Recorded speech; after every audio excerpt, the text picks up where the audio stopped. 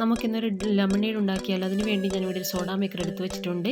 Home made soda മേക്കറാണ്.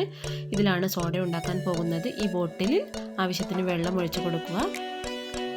ഈ ഒരു line വരെ മാത്രമേ വെള്ളം ഒഴിച്ച് കൊടുത്തിട്ട് ഈ മെഷീനിലേക്ക് ഒന്ന് ഘടിപ്പിച്ച് കൊടുക്കാം.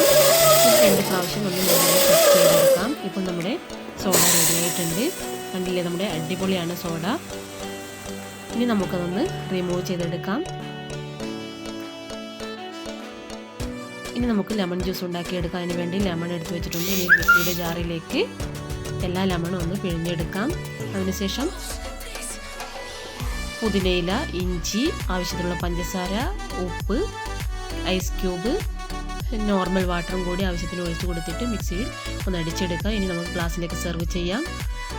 ലെമൺ ജ്യൂസ് ഒഴിച്ചതിന് ശേഷം അതിലേക്ക് ആവശ്യത്തിനുള്ള സോഡയും കൂടി ഒഴിച്ച് കൊടുക്കാം. ഇപ്പോൾ നമ്മുടെ അടിപൊളി ലെമൺ റീഫ്രഷിംഗ് ഡ്രിങ്ക്സ് ഇവിടെ റെഡി ആയിട്ടുണ്ട്. അപ്പോൾ എല്ലാവരും ഒന്ന് ട്രൈ ചെയ്ത് നോക്കാം.